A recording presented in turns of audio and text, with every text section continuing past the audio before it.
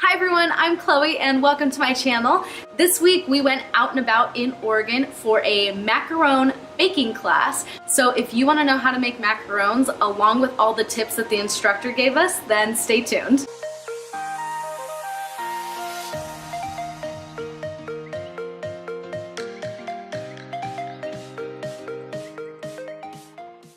So for my friend Aubrey's birthday, my mom and I got her a baking class for macarons because we all wanted to learn how to make them and we keep hearing they're so tricky. So we went to a Sur La Table in Lake Oswego, and Lake Oswego, if you've never been, is so cute. It's my favorite town. I love it so much. But let's just dive on into it and learn how to make these things. So to get things started, the oven will be at 300 degrees Fahrenheit, and as a helpful tip, our instructor said that weighing everything instead of measuring makes a huge difference. So I think I'm gonna invest in a scale.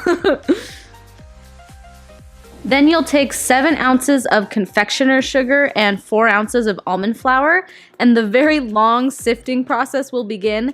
And she said to put this dry mix through the sifter at least twice, and I'm not kidding, between the 3 of us, it took like an hour. At the end of it, when you feel like you can't get any more through, you can discard any coarse almond flour, but no more than half of a teaspoon.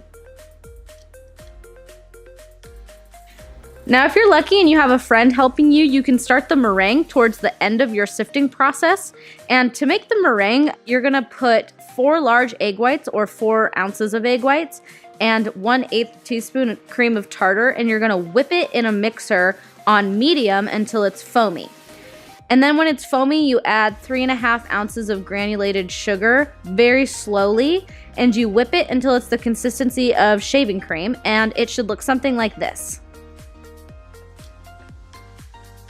Then when it looked like shaving cream, we added 1/3 of our flour mixture to the egg whites, and we slowly folded it in. And I'm not gonna lie, I've heard folding a lot and I've never known how to fold until this class.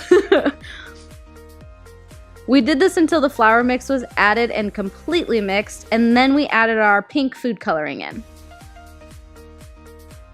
We then mixed this until the batter was the consistency of lava. This is close, and this is correct. Then we transferred our pink lava to a pastry bag with a 1/2-inch plain round tip on it.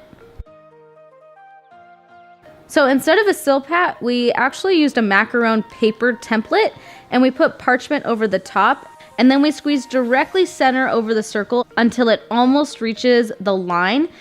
It expands a little bit, so it'll reach the edge when you stop early.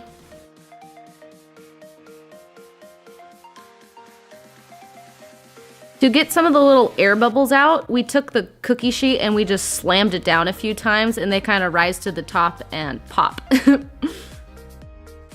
Then we let the macarons stand at room temperature until a firm skin kind of formed, and they looked matte and not glossy anymore.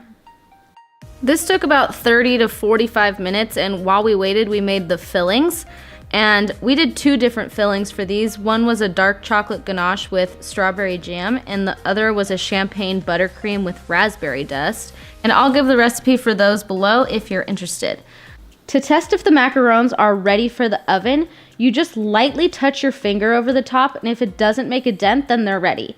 We baked them for about 14 to 16 minutes, and then when we took them out, we just slid the parchment paper onto the cooling rack and we let them cool completely. Then we gently pressed from the underside of the parchment paper and we peeled them up really slowly, and you just have to make sure that they're not gooey on the inside and you're good.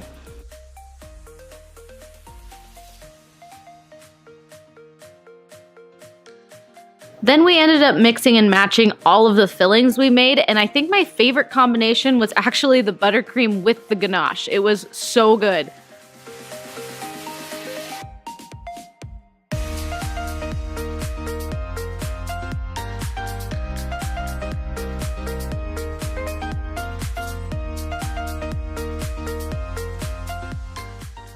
So there was our baking class. We had so much fun doing it. Our instructor was fabulous. I'll link her, I think she has a blog below, so I'm gonna find it and put it there.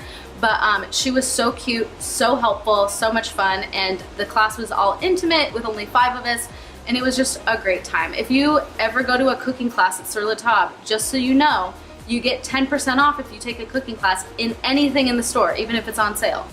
That was a helpful little tip I learned. I hope this was helpful if you're trying to make macarons and you're like, what is going on? Everything's not working. I hope there were some good tips and tricks in there that maybe you didn't know before, or just from reading a recipe online it didn't really work. As always, thank you so much for watching. Please hit the thumbs up if you liked this video and subscribe below, and I will see you guys on the next video.